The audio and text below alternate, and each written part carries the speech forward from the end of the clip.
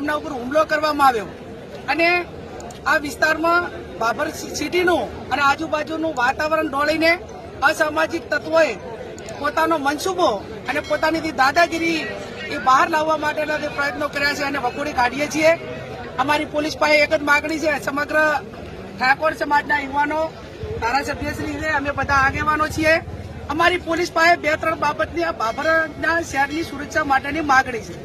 માગણીમાં મુદ્દા નંબર 1 કે આ અસામાજિક તત્વો એ તમામ દારૂનો ધંધો કરે, જુગારનો ધંધો કરે, ગાડીઓના હપ્તા ઉઘરાવવાનો ધંધો કરે, વેપારીઓ પાસે ખંડણી ઉઘરાવવાનું કામ કરે।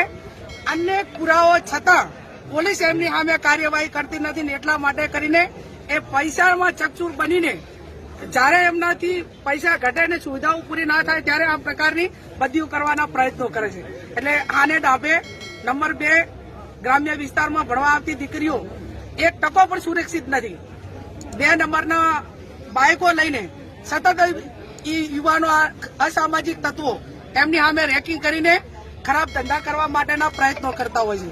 બીજું, આવડો મોટો ઠાકોર સમાજ હોવા છતાં જો એ સમાજને જેમ ઢોર જુડે એમ નિર્ભય રીતે બેફામ રીતે મારતા હોય તો બીજા ગરીબ સમાજો એ કઈ રીતે બાબરની અંદર રહી શકે અને એમને કઈ રીતે આપણે એમને પ્રોટેક્શન આપી શકીએ, એ પણ અમારી પોલીસ પાસે માગણી। બીજું કે આ ઘટના બની એ ટાઈમે બાબર ટાઉનની પોલીસ અહીંયા હાજર હશે, એને પોઈન્ટ આપેલો છે, તો પોલીસે પોતાની જે જવાબદારી છે એ શા માટે કાર્યવાહી ન કરી? જ્યારે એ લોકો મારીને નાહી ગયા અને એમ્બ્યુલન્સ આવી ત્યાં સુધી પોલીસનું કોઈ કાર્યવાહી નજરની સામે નથી આવી। બીજું, બજારની અંદર હોન્ડાથી લીધેલા બાઇકો હોય, બીજું અન્ય ઉઘરાણી હોય તો જે તે એજન્સીઓને કરવાની હોય, પોલીસને કરવાની હોય, એના બદલે અસામાજિક તત્વો એ આ વારંવાર હોન્ડાવાળાના બાઇકવાળા પાસે હપ્તાને ઉઘરાણી કરાવતા હોય છે અને એના હિસાબે અવારનવાર આ બબાલું થતી હોય છે। એટલે આ કેસમાં અમારી ગંભીરતાપૂર્વક પોલીસ પાસે માગણી છે, તમામ આરોપીઓને પકડીને જેલને હવાલે કરે અને જેમ રાજ્યના ગૃહમંત્રીએ કીધું કે અસામાજિક તત્વો જે તે ટાઉનમાં છે એનું વરઘોડું કાઢવામાં આવશે।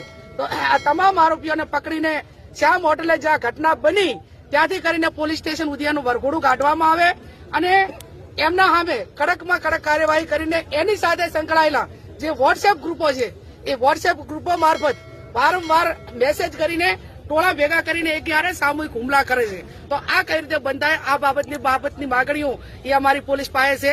અત્યારે અમે બધા જ બજારમાં મૌન રીતે ચાલીશું, બજારના વેપારીઓને વિનંતી કરશું કે બજાર બંધ રાખીને અમને સમર્થન આપે અને કાયદો અને વ્યવસ્થા જળવાઈ રહે એ રીતે શાંતિમય